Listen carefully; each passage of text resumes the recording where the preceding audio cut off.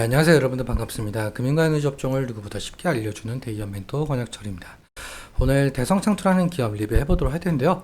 일단 여러분들도 아시다시피 대성창투는 벤처캐피탈이죠. 근데 오늘 제가 말씀드릴 내용은 외국인의 매도세가 좀 나온 부분이 있더라고요. 그래서 수급적인 측면 좀 말씀을 드리려고 하고요. 그러니까 기술적인 측면에 대해서 말씀을 드리려고 하는 겁니다. 그리고 대성창투 같은 경우 벤처캐피탈이기 때문에 어떤 기업에 투자를 했고 어떤 기업을 엑시트할지 상당히 중요하죠. 그 부분에 관련해서도 좀 모르시는 분들이 상당히 많을 거라고 생각을 해서 좀 말씀을 드리려고 합니다. 여러분들과 함께 확인해 보면서 천천히 얘기 나눠보도록 할 텐데요. 먼저 시작하기 전에 저희 대기업 채널에 오시면 모든 종목들을 커버해드리고 있으니까 찾아주시면 정말 감사하겠고, 제 영상도 끝까지 지켜봐 주시면서 댓글로 궁금하신 것들 남겨주시면 다음 영상에서 말씀을 드리도록 하겠습니다. 그럼 대성창투 바로 보도록 할게요. 대성창투 같은 경우는 뭐 아시는 분들도 아시겠지만 이번에 시프트업 관련해서 처음 투자하셨던 분들도 있기 때문에 말씀을 드리는 건데, 일단적으로 간단하게 말씀을 드리자면 중소벤처 기업들에게 투자 금융을 제공하고 있는 사업을 영위하고 있다라고 보시면 될 것 같아요.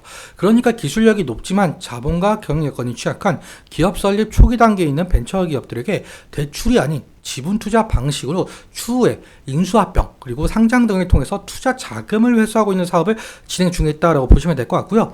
투자 방법에는 크게 두 가지 정도가 있는데요. 먼저 투자 조합 같은 경우는 펀드와 마찬가지로 개인기관, 정부 그리고 중소기업 창업투자회사, 여기서 중소기업 창업투자회사라는 대성창투가 될 수가 있겠죠.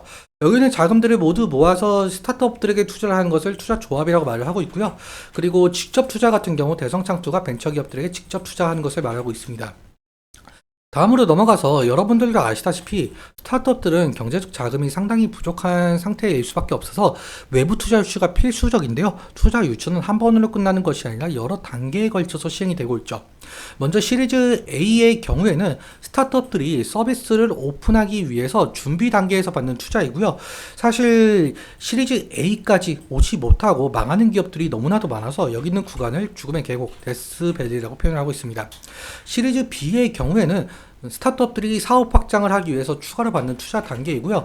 그리고 시리즈 C부터는 스케일업을 가속하기 위한 단계로 대부분 벤처 기업들은 시리즈 C 단계에서 외부 투자를 마무리 짓고 안정적인 수익 구조를 만들기 위해서 어떠한 노력들을 하게 되겠죠.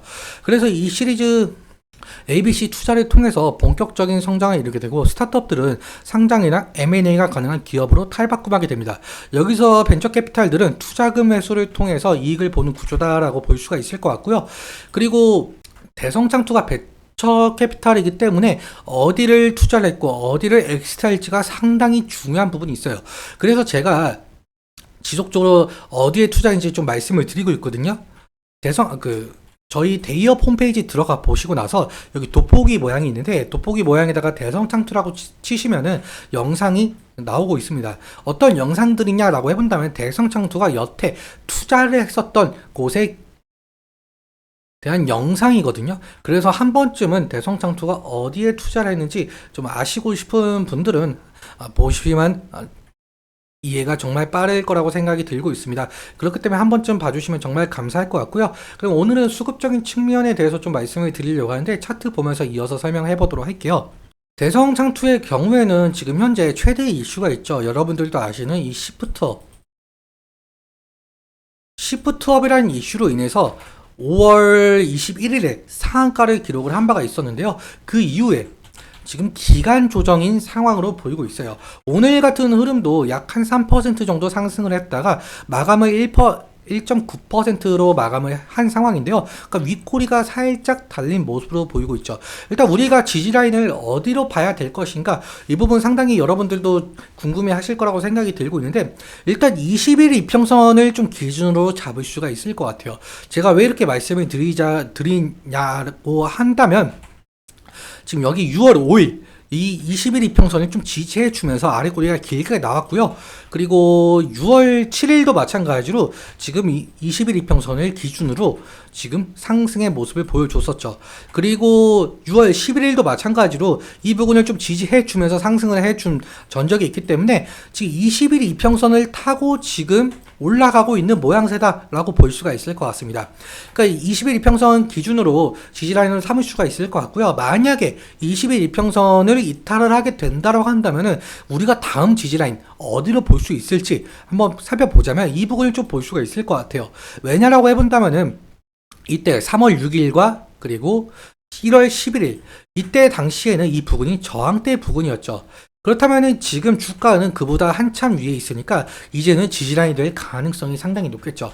그래서 2차적인 지지라인 이 부분은 좀 생각을 할 수가 있겠지만 만약에 여기 2차적인 지지라인까지 이탈한다라고 한다면은 사실상 리스크적인 관리는 필요할 수 있을 것으로 보이고 있고요. 그리고 우리가 저항대 라인을 우리 어떻게 봐야 되는 것인가 라고 해본다면 저항대 부분은 좀 이 부분을 좀 생각을 할 수가 있을 것 같아요. 왜냐라고 해본다면 12월 11일 날 이 부분을 결국엔 돌파를 해주지 못하고 하락한 전적이 있거든요.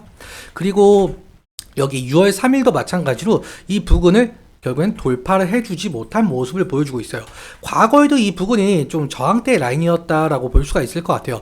그래서 이 부분을 확실하게 돌파를 해준다라고 한다면 상당한 상승의 모습이 그려질 것이라고 생각이 들고 있지만 만약에 돌파를 해주지 못하고 저항대 부분에 맞고 이렇게 내려온다라고 한다면은 다시금 우리는 이 지지라인에서 지지가 되는지 좀 살펴봐야 될 것 같죠.